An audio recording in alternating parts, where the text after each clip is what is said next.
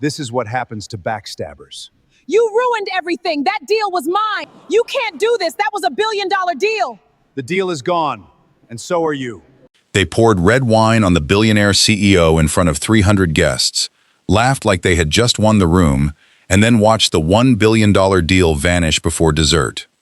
It happened under a crystal chandelier in the grand ballroom of the Meridian Crown Hotel. The room was full of bankers, investors, founders, politicians, board members, polished spouses, and people who had spent their whole lives learning how to smile while judging others. Violins played near the marble staircase. Waiters moved between tables with silver trays. Cameras flashed near the sponsor wall. Every woman seemed dressed in silk. Every man seemed wrapped in confidence he had rented from money. And in the middle of that room stood a woman in a plain black dress, soaked from her shoulder down to her waist, in expensive red wine. Her name was Amara Bennett. To most people there, she looked like a quiet assistant. Maybe a charity guest. Maybe someone's forgotten plus one. Maybe the kind of woman rich people politely ignore until they need directions to the restroom. But she was not an assistant. She was not lost. She was not poor. She was the billionaire CEO of Bennett Global Holdings. And almost nobody in that room knew it. The man who poured the wine was Victor Langley, founder of Langley Medical Systems, a company that had spent 8 months begging for Bennett Global's investment. His company needed capital, not small capital, not emergency cash, real money. $1 billion in expansion funding that would take Langley Medical from a struggling regional device company to a global healthcare giant. Without Bennett Global, Victor's company would not survive another year at scale. His factories were behind schedule. His loans were heavy. His board was restless. His investors were nervous. His competitors were circling. But Victor did not know the quiet woman he humiliated was the person whose signature stood between him and collapse. He thought she was nobody. That was his first mistake.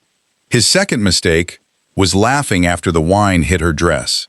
His third mistake was letting his fiancée, Cassandra Vale, step forward and say loudly, "That's what happens when people sneak into rooms they can't afford."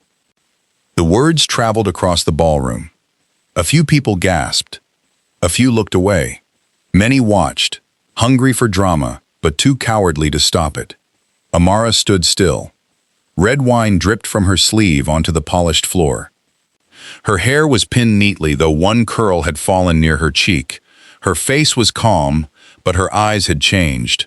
Not wide with fear, not broken with shame, just clear, terribly clear. Victor lifted his empty glass and smirked.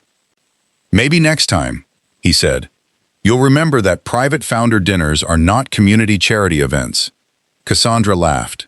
A few people near them laughed too, not because it was funny, but because powerful people had laughed first. Amara looked down at the wine on her dress. Then she looked at Victor, then at Cassandra, then at the long table near the stage where the final investment documents waited inside a black leather folder. A folder Victor had been waiting all night to sign. She did not cry. She did not shout. She did not beg anyone to believe she belonged there. She simply reached into her small handbag, took out her phone, and sent one message. "Cancel the signing." Across the room, a silver-haired woman in a navy suit checked her phone. Her name was Vivian Hart, General Counsel of Bennett Global Holdings. She read the message, then looked across the ballroom at Amara. Then at Victor. Then at the wine. Her face went cold. 3 minutes later, the music stopped. Not faded. Stopped. The host stepped onto the stage with a microphone, looking pale. "Ladies and gentlemen," he said, voice shaking slightly, "there has been a change to tonight's program." Victor frowned. Cassandra turned toward the stage. The investors whispered. Amara remained where she was, wine still dripping from her dress. The host swallowed. The strategic expansion signing between Bennett Global Holdings and Langley Medical Systems has been canceled. The room exploded into whispers. Victor's smile vanished. "What?" he said. The host continued, reading from a note someone had just handed him. Bennett Global Holdings has withdrawn from the $1 billion investment agreement, effective immediately. Cassandra's face drained of color. Victor looked toward the signing table, then toward the stage, then toward Amara, as if his mind was slowly walking into a room his pride had locked from the inside. Vivian Hart walked across the ballroom. People moved aside without being told. She stopped beside Amara and gently placed a shawl over her wine-soaked shoulders. Then she turned to Victor. "Mr. Langley," she said, loud enough for the nearest tables to hear, "Bennett Global does not invest $1 billion in companies led by men who humiliate women they believe are powerless." Victor's mouth opened. No words came. Vivian looked at Cassandra. "And for your information, Ms. Vale, this is not a guest who sneaked into the room." She paused. "This is Amara Bennett, founder, chairwoman, and CEO of Bennett Global Holdings." The silence that followed was almost beautiful. Victor staggered back as if someone had struck him. Cassandra's hand flew to her mouth.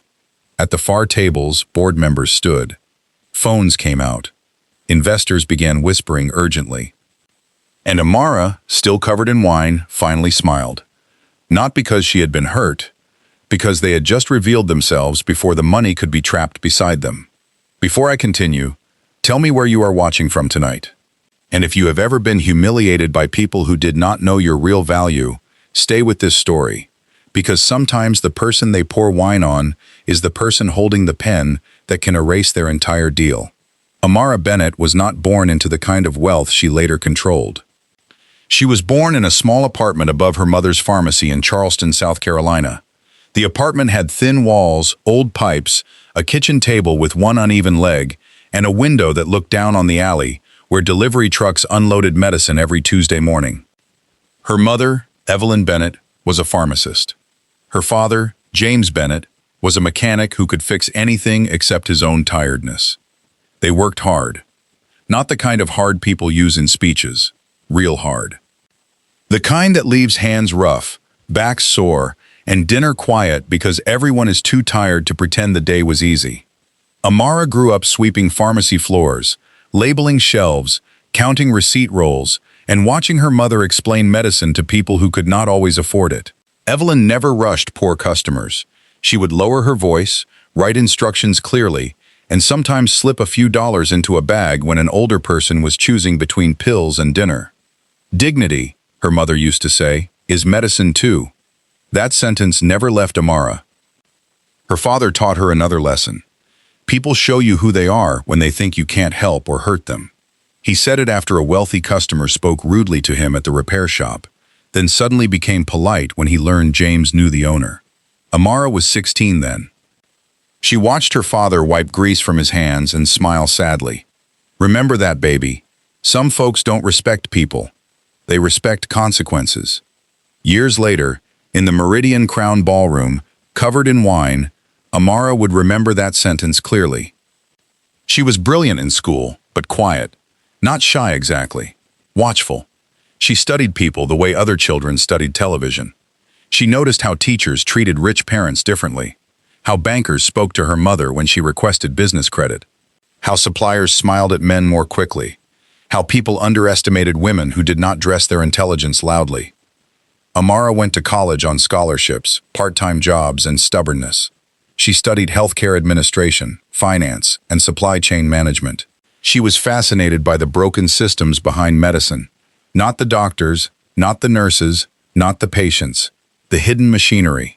Why rural clinics ran out of basic supplies. Why small pharmacies paid more than major chains. Why medical devices cost so much by the time they reached patients. Why companies with beautiful mission statements still treated poor communities like low-return geography. After college, she worked for a healthcare logistics company. She learned fast, too fast for some people. At 26, she discovered that her company was overcharging small clinics through a vendor structure that looked legal but felt rotten. When she raised concerns, her supervisor told her, "Amara, you're smart, but don't be idealistic. This is how grown-up business works." She quit 2 months later. Everyone called her foolish. Her mother cried, not because she disapproved, but because she knew how expensive integrity could be. Her father asked, "What now?" Amara said, "I build something better." She started Bennett Health Supply from a rented office smaller than her childhood bedroom. She had one laptop, one folding table, one second-hand printer, and a list of clinics that needed honest pricing. The first year nearly broke her. She drove deliveries herself, negotiated with manufacturers, begged clinics to trust her, slept 4 hours a night, ate cheap soup, paid staff before paying herself. There were days she sat in her car and cried behind the steering wheel because confidence had rent attached to it. But she kept going. One clinic became 5, 5 became 20, 20 became contracts across 3 states. Then investors noticed, then hospitals noticed, then manufacturers noticed that this quiet woman from Charleston had built a supply network that moved faster, cheaper, and more ethically than companies 10 times her size. She expanded carefully. Medical supply, clinic infrastructure, affordable diagnostic equipment, emergency logistics, data systems, then acquisitions. By 40, Amara Bennett was one of the most powerful women in American healthcare investment. But she never became flashy. No reality show mansion, no loud jewelry, no private life posted online, no social media speeches about being a boss. She wore simple clothes because she liked them. She kept her hair natural because she wanted to. She listened more than she spoke. She entered rooms without announcing herself, because her grandmother once told her, "The person who must announce power every time may not have enough of it." Bennett Global Holdings grew into a giant, but Amara remained difficult to recognize outside serious business circles. She rarely gave interviews. Her board handled public events. Her lawyers handled negotiations. Her executives attended panels. That privacy protected her. It also revealed people. And one of the people it revealed was Victor Langley. Victor Langley was everything the press loved. Tall, handsome, confident. A self-made founder with a tragic backstory polished into investor language. He built Langley Medical Systems after his younger brother suffered from delayed treatment in a rural hospital. That part was true. What became less true over time was the mission. Langley Medical made portable diagnostic devices for hospitals and emergency clinics. The technology was good. The market was real. The need was urgent. But Victor loved attention more than operations. He loved headlines more than maintenance. He loved raising money more than building slowly. He loved being called visionary. He loved standing on stages, saying poor communities deserved better, then flying away on private jets paid for by investors who never visited those communities. Amara first heard of him through one of her analysts. Langley Medical needs funding, the analyst said. They're looking for a strategic partner. Amara read the file. The technology interested her. The financials worried her. The leadership notes worried her more. High turnover, vendor complaints, aggressive spending, unclear debt structure, over-reliance on founder image. Still, the product could save lives if handled properly. So Bennett Global entered talks. Victor did not meet Amara at first. He met executives, lawyers, analysts, partners, people he believed were powerful because they wore expensive suits and spoke in conference rooms. Amara watched from behind the structure. She read every report, reviewed every risk memo, studied Victor's interviews, listened to recordings of his presentations. She was not impressed by charm. Charm had no balance sheet. After 6 months, Bennett Global offered a conditional $1 billion expansion deal. It came with strict governance rules, operational oversight, patient access requirements, and leadership accountability clauses. Victor hated the oversight, but he needed the money. His board pressured him to accept. His creditors were getting impatient. His fiancée, Cassandra Vale, told him to sign first and renegotiate later.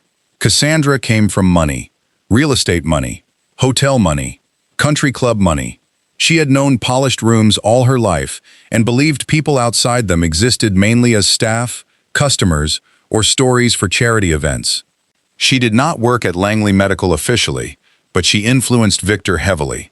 She selected his clothes, approved event photographers, managed his social calendar, and whispered that Bennett Global needed him as much as he needed them. That was not true. But proud men love lies that help them stand taller.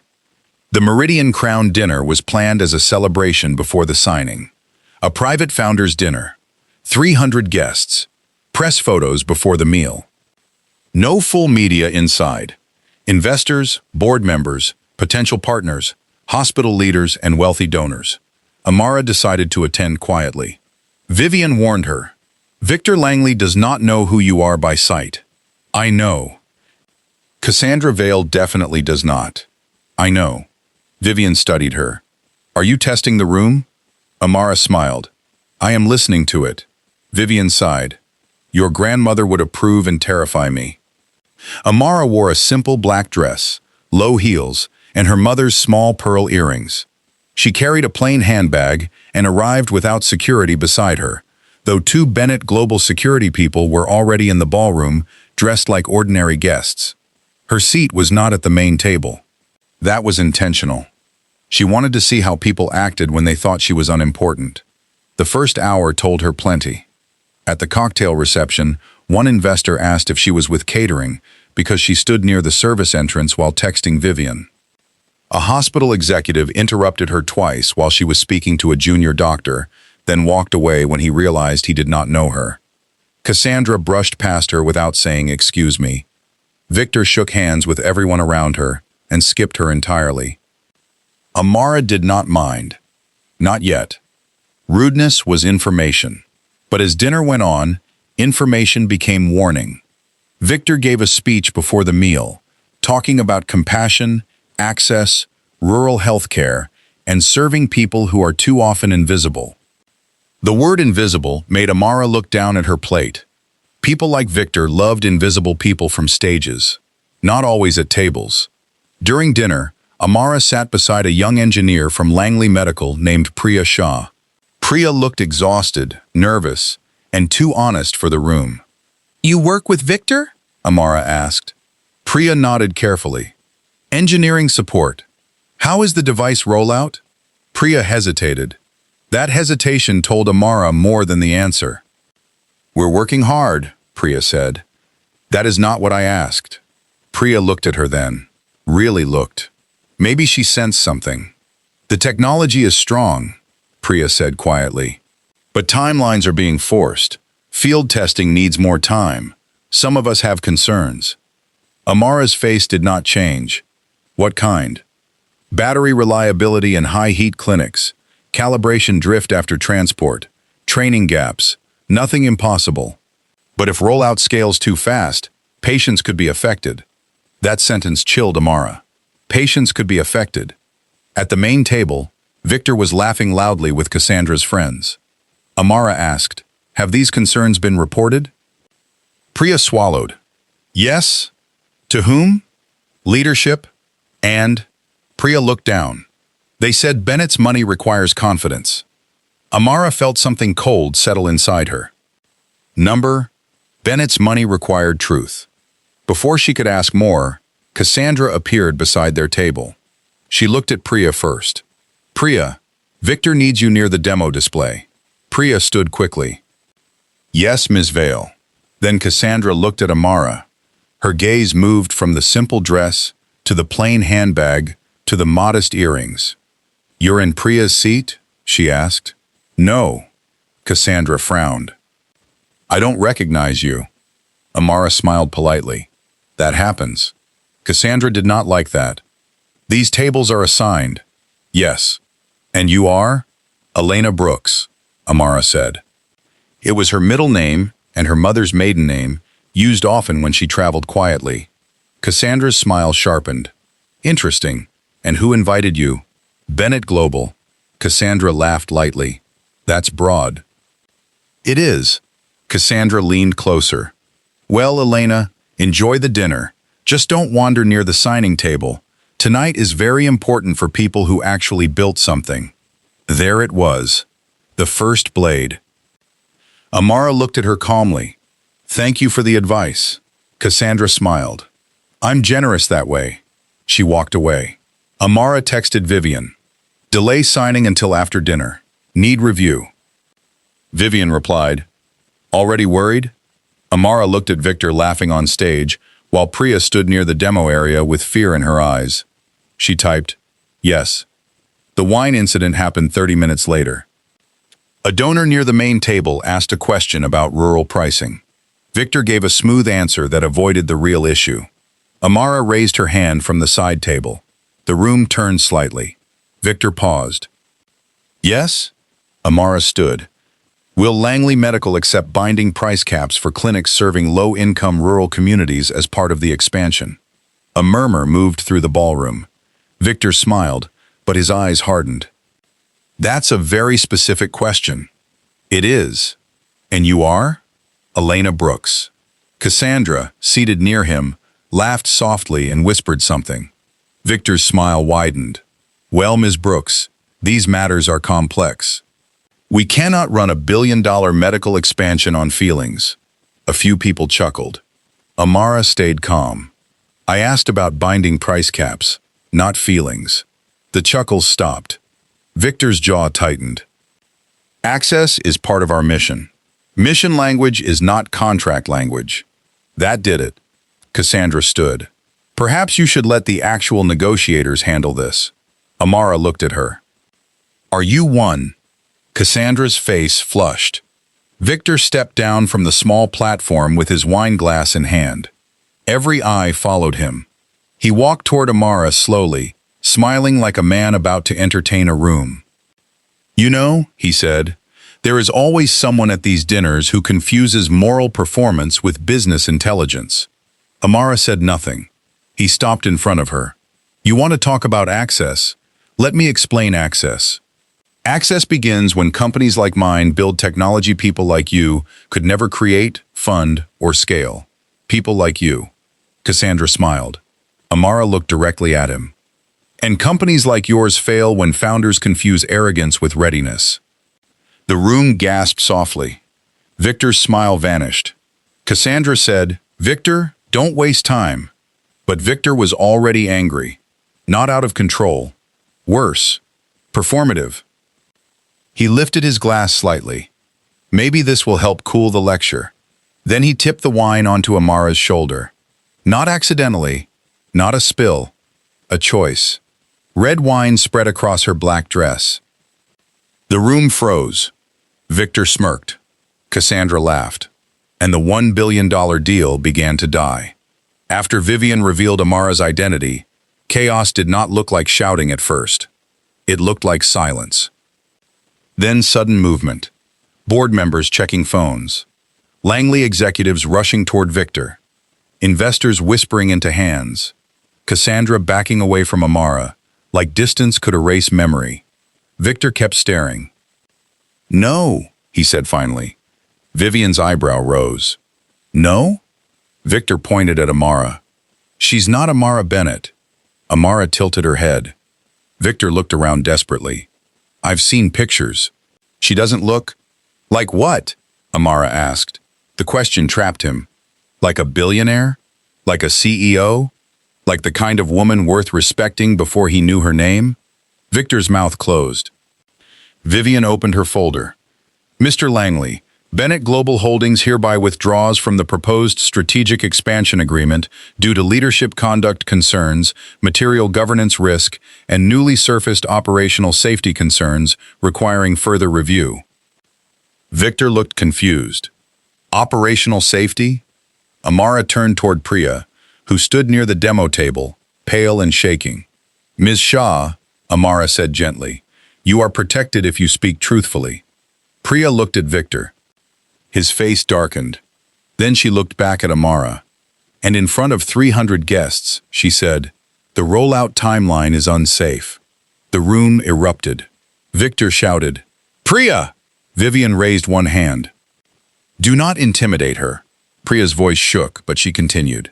Battery reliability testing is incomplete. Calibration issues have been reported. Training modules are not ready. Engineering asked for a delay. We were told the Bennett deal required confidence. Amara looked at the board chairman of Langley Medical. Did the board receive these reports? The chairman looked sick. Not in that detail. Victor snapped, because they are minor issues. Every product has issues. Amara's voice turned cold. Medical devices used in clinics serving vulnerable communities do not get to hide behind founder confidence. Cassandra whispered, Victor, stop talking. Too late. He turned on her. You told me Bennett needed this deal. Cassandra flinched. Amara looked between them. That was useful. Victor had believed his own myth because Cassandra had fed it. The board chairman stepped forward. Ms. Bennett, can we discuss this privately? No, Amara said. He swallowed. She continued. You may discuss it with my legal team tomorrow. Tonight, this signing is over. Victor stepped toward her. Do you understand what you are doing? This deal affects thousands of jobs. Amara held his gaze. Yes, that is why you should have protected the work instead of performing leadership. His face twisted. You're going to destroy a company over spilled wine? No, she said. The wine only showed me what your engineers already feared. You were willing to humiliate someone you thought had no power. That tells me you may also ignore people inside your company when they tell you inconvenient truths. The words hit the room hard, because they made sense. People often separate public cruelty from business risk. Amara did not. A man who disrespects people beneath him will eventually disrespect facts beneath his ambition. Victor had poured wine on the wrong woman. But the bigger problem was that he had been ignoring the right warnings. Security approached calmly, not to arrest him, to separate people before pride made things worse. Cassandra tried to leave quietly, but Vivian stopped her with words only. Ms. Vale, please preserve all communications related to Langley Medical, Bennett Global, and rollout representations. Cassandra froze. Are you threatening me? Vivian smiled. I'm inviting you to take preservation obligations seriously. Cassandra said nothing. Smartest thing she had done all night. Amara left the ballroom through a side exit. Vivian walked beside her. Priya followed after a moment, crying softly. Outside in the private corridor, away from cameras and crystal lights, Priya whispered, I'm sorry. Amara turned to her. For what? I should have pushed harder. You spoke when it mattered. Too late. Amara's face softened. Late truth is still better than useful silence. Priya cried harder. Amara removed the wine-soaked shawl and handed it to a staff member. Then she looked at Vivian. Bring Priya under whistleblower protection, full legal support. Vivian nodded. Already arranged. Priya stared at them. You would do that? Amara smiled sadly. Bennett Global protects people before protecting deals. That is supposed to be the point. That night, the business world began moving before the ballroom had even emptied. Langley Medical's board called an emergency meeting.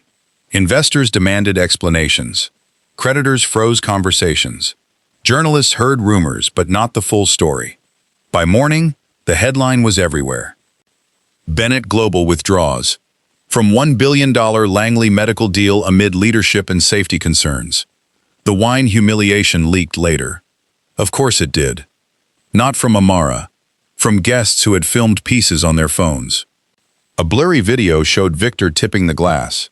Another captured Vivian saying Amara was CEO. Another showed Cassandra's face after the reveal. The internet did what the internet does.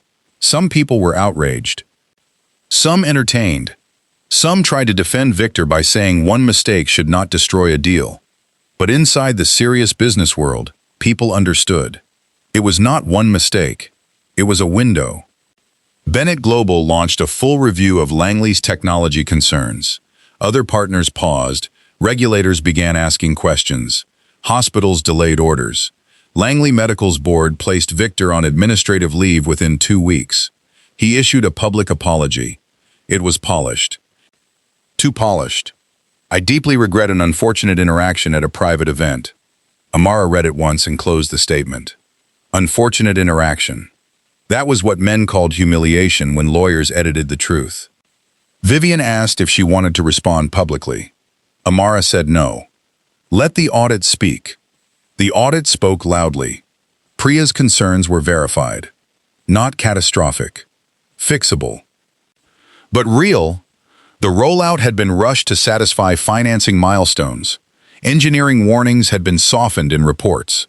Leadership had prioritized investor optics over readiness. Victor had not personally designed the battery. He had done something worse. He had created a culture where people were afraid to tell him the truth. That was harder to fix. Langley Medical survived, but not as Victor's kingdom. The board removed him as CEO. Bennett Global did not return to the original deal. Instead, months later, Amara approved a smaller rescue and restructure package under new leadership, with strict safety controls, employee protections, and price access agreements. Priya became head of product safety. Victor lost control of the company he had built because he could not control the pride that built it. Cassandra disappeared from the story almost immediately. She told friends she had always had concerns. That made Vivian laugh for 3 full seconds, which for Vivian was wild behavior. As for Amara, people suddenly wanted interviews. They wanted the dramatic version. How did it feel to be humiliated? How did it feel to reveal yourself? How did it feel to cancel $1 billion with one text? She refused most requests, then accepted one interview with a serious business journal. The interviewer asked, "Did you withdraw because of the wine?" Amara answered, "No, I withdrew because leadership reveals itself in moments without script." Was it personal? Respect is always personal. Governance is what makes it business. That quote traveled far. But the part Amara cared about most came later, when the interviewer asked about her childhood. She spoke of her mother's pharmacy, her father's repair shop, the clinics, the people who could not afford medicine. The reason Bennett Global existed: "We do not invest in healthcare to decorate founder egos," she said. "We invest because real patients sit at the end of every supply chain." That became the center of the story. Not the wine. Not Victor. Not Cassandra. The patients. Good. That was where the story belonged. Still, privately, the humiliation hurt. People imagined billionaires did not feel embarrassment the same way. They were wrong. Money can protect you from bills. It cannot protect you from the sting of being disrespected in front of a room.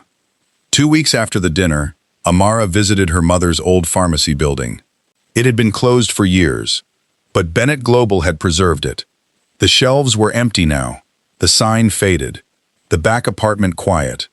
She stood behind the old counter and remembered Evelyn Bennett lowering her voice for poor customers. "Dignity is medicine too," Amara cried there. Not loud, not long, but enough, because even when you win, your body remembers the moment everyone watched you be wounded. Vivian found her there an hour later. "You knew I'd be here?" Amara asked. "I guessed. Lawyers guess? Good ones investigate. Great ones know their clients." Amara smiled. Vivian leaned against the counter. "You did the right thing." "I know. That does not mean it didn't hurt." Amara looked at the old shelves. "My mother would have hated that room." "The ballroom?" "Yes." "She would have hated Victor more." Amara laughed softly. "She would have told me to go home and change before making decisions." "No," Vivian said. "She would have told you to make the decision first, then change." That sounded true.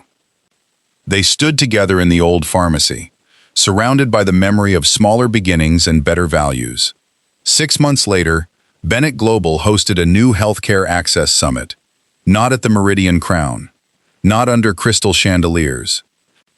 At a restored community hospital conference center in a rural county where medical access was still fragile.